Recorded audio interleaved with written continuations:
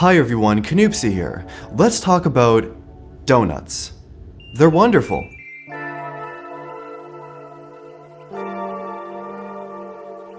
They're sweet, they're fluffy, they can be filled with jelly or glazed with icing. They are delicious. But can you have too many donuts? Can you have too much of a good thing? Well, no. Sometimes it's great to have a lot of something. You don't have to eat it or use it all at once either. And the Galaxy S20 Ultra proves that. So this phone has a lot of features, almost too many features. And while that sounds like a complaint, it's really not. For all the creators, power users, and people who demand the cutting-edge features on their device, the Ultra satisfies. This phone pushes everything to the absolute limits. You got a 6.9-inch display at 120Hz, Snapdragon 865 processor, 12 or 16 GB of RAM, up to 512 GB of fast storage with micro SD card support, 5000 mAh battery, 108 megapixel camera, and up to 100 times zoom. But all that comes at one limitation being the price tag. As you likely know, this is a very expensive phone.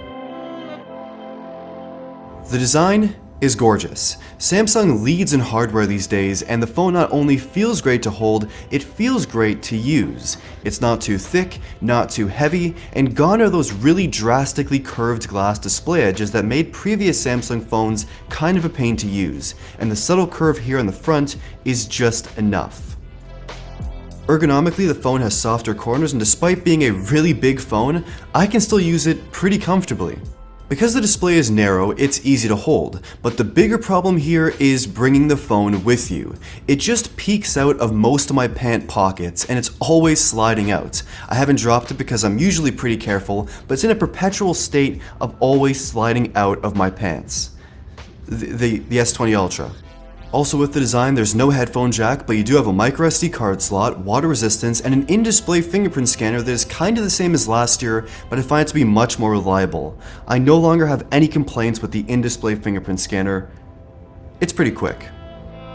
Now, speaking of the display, it's honestly the best. It's bright, vibrant, insanely good black levels and contrast, and 120Hz makes the display feel alive to your touch. For reference, previous Samsung phones were 60Hz, and most phones are 60Hz. There are some 90Hz display phones, but 120Hz plus AMOLED is crazy. Now it is 120Hz at 1080p and not 1440p, but honestly, I really don't care. Once you lay eyes on this phone's display, you're going to be instantly in love. It is just amazing. Everything is so smooth and it makes the phone feel even faster than it actually is, and combined with those specifications I mentioned, it feels unstoppable. No apps reloading and multitasking, gaming is incredible, day-to-day usage is absurdly good. And using the phone, expect a guaranteed day of usage on 120Hz.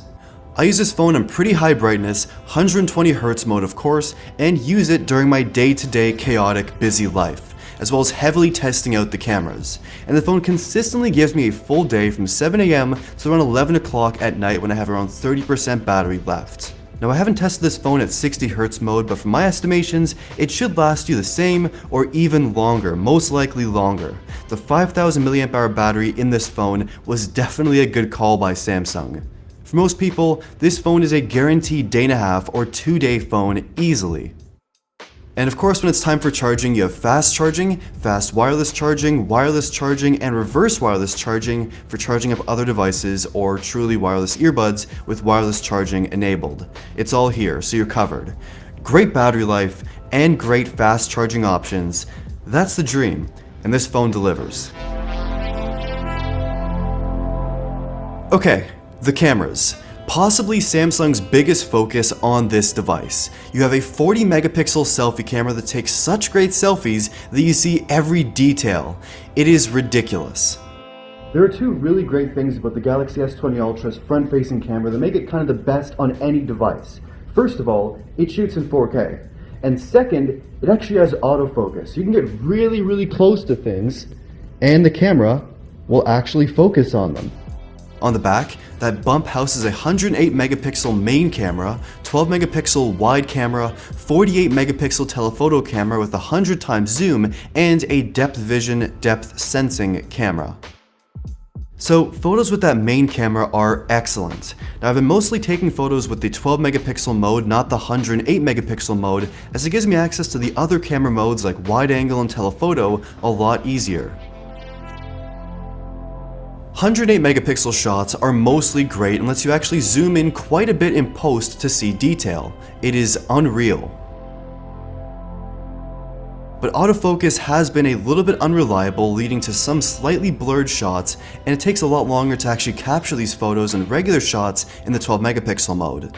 Also, as it is a larger sensor, there's this much more natural depth of field that occurs, and it is pretty awesome. That being said though, a lot of stuff in close-up shots is completely blurred as it captures what's in the center of the frame with the absolute most clarity, while everything else is kind of just out of focus. It may be a look you want, but for some things, it might be a little bit too much.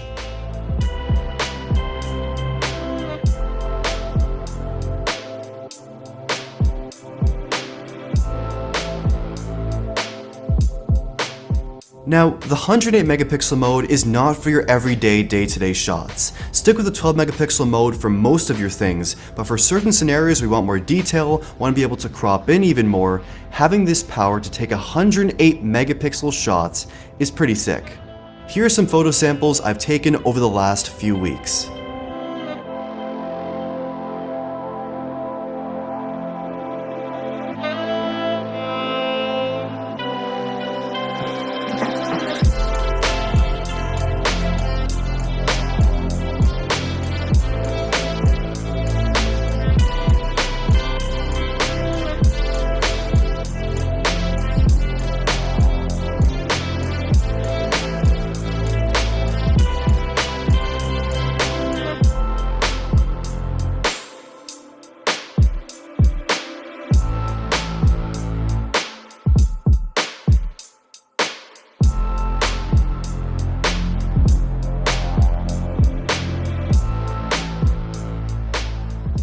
At night, also expect excellent results with just the standard main camera mode.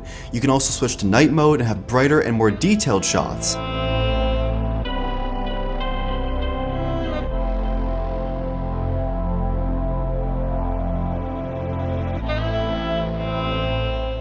You can also use the wide and telephoto cameras in the night mode, which is pretty sweet. So of course the phone also has that now famous 100 times zoom. Samsung even printed it on the back of the phone's camera, which I don't really think was that good of a move in my opinion, but I don't work for Samsung. Now of course you don't need to always use 100 times, it's more of a bragging right than an actual useful feature. I see people saying it looks like garbage, and yeah, it will. You're zooming in 100 times on a subject with a phone camera. If you stick to the 5 times zoom or even the 30 times zoom, it is much more usable and in some cases, kind of useful.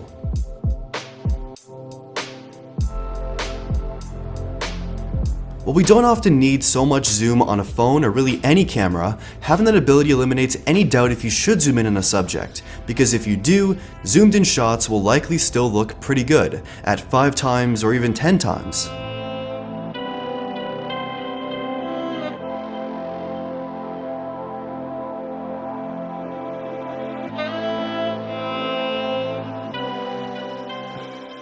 The phone also shoots 8K video, but it's not perfect. It shoots at 24 frames per second, has a cropped field of view with weaker autofocus, it's kind of jello-y if you move at all, and of course you're going to have massive file sizes. It kind of feels a bit like a beta, but I guess it's cool to have.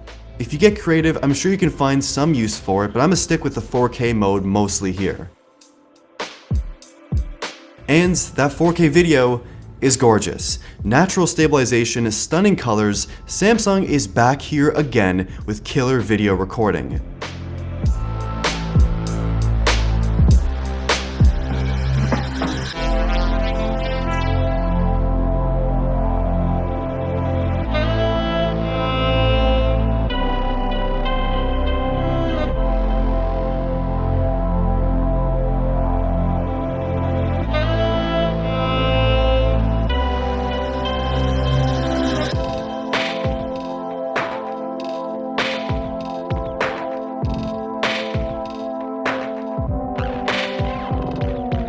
So that's the camera experience on this phone, and yes, in certain areas it's definitely quite overkill in terms of software features as well as hardware features. But for photo and video creators, having all this versatility with these cameras is pretty amazing. Now finally, a quick discussion on Samsung's software experience on this phone with One UI. Now, in the past, I've been pretty tough on Samsung software. While I don't think it's the best looking software experience ever, it is Android and it is fully customizable. And there are some excellent features here. You got split screen and floating window multitasking, which is quite advanced, and you'll think I know that Samsung DeX is extremely underrated and feels like the future. Also, low-key, those new navigation gestures and the haptics on this phone are pretty incredible as well. One UI just gets better, and maybe one day it will be my favorite version of Android.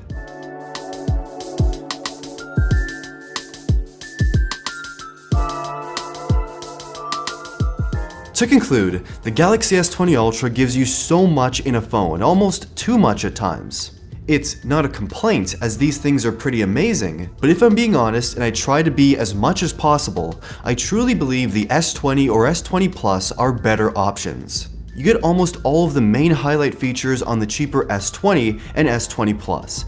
The Ultra does give you better battery life, a near 7-inch display, crazy amounts of extra RAM, up to 100 times telephoto zoom, 108 megapixel camera, but that's it. Those sound like huge phone features on paper, but when you consider if you actually need or will use those things daily, they don't feel necessary. But if you want to have everything in your phone and more, the Ultra is still pretty amazing. But I want to hear your thoughts in the comments down below. This is just my personal thoughts, my opinions. I want to hear what you think. Like the video if you liked it, subscribe, hit that bell, and thank you for watching.